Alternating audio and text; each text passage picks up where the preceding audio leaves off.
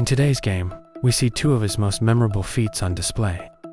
The first is this game, a masterpiece in attacking play, in which Fischer defeats Robert Byrne in only 21 moves with perfect, unimprovable play, featuring a fine piece sacrifice to eliminate the defender of Byrne's light squares.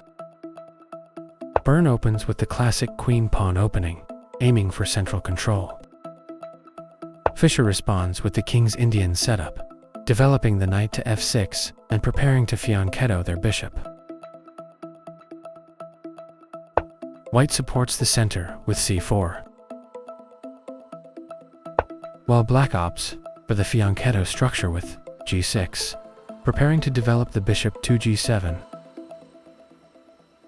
Byrne mirrors Fischer's fianchetto intentions by playing g3, planning to develop the bishop to g2.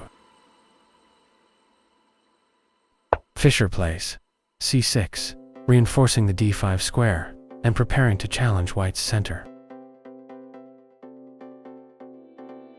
White develops the bishop to g2. Black strikes back in the center with d5, challenging White's pawn on c4. The players exchange pawns on d5, resulting in a symmetrical pawn structure. The position remains balanced, but both sides are preparing to maneuver for an advantage. Byrne develops the knight to c3, targeting the central d5 pawn. Fischer completes their kingside development by fianchettoing the bishop to g7. Byrne plays e3, solidifying the center and preparing to develop the other bishop. Fischer castles kingside, ensuring the safety of their king.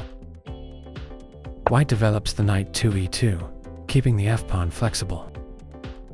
Black develops the knight to c6, targeting the d4 pawn and preparing active counterplay. White castles kingside, securing the king's safety. Black plays b6, preparing to develop the bishop to b7 or a6, increasing pressure on White's center. White plays b3, preparing to develop the bishop to b2 or a3. Black develops the bishop to a6, exerting pressure on White's position. Byrne develops the bishop to a3, targeting the f8 square and indirectly pressuring the e7 square. Fischer places the rook on e8, preparing to support a future e5 push. White develops the queen to d2, connecting the rooks and supporting the center. Fischer strikes at the center with e5, challenging White's control of the d4 square. Byrne captures the pawn on e5, and Fischer recaptures with the knight, centralizing it and increasing its activity. Byrne play rook to d1, but this move is somewhat passive. Fischer finds a brilliant knight leap to d3. This move targets the weak f2 square. It also prevents White from playing f4 to stabilize the center. Byrne retreats the queen to c2, but this is a critical mistake. The queen is no longer defending the f2 square effectively, and Fischer pounces with a stunning sacrifice. A breathtaking knight sacrifice. Fischer sacrifices the knight on f2, opening up the king's position and initiating a devastating attack. This move is both tactically precise and strategically justified. White's king is forced to capture the knight, but now, Fischer's remaining knight leaps into action with a discovered check. The king is driven into the open. Check.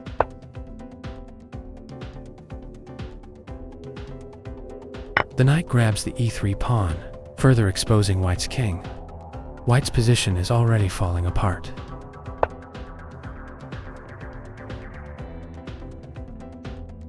This dazzling move came as the shocker. The culminating combination is of such depth that White's king is forced to recapture the knight. The material imbalance favors Black, but the real story is the overwhelming initiative Fischer has gained. Fischer pushes the d-pawn to d4, creating a passed pawn and opening lines against White's king. This move highlights Fischer's ability to maintain the initiative even after winning material.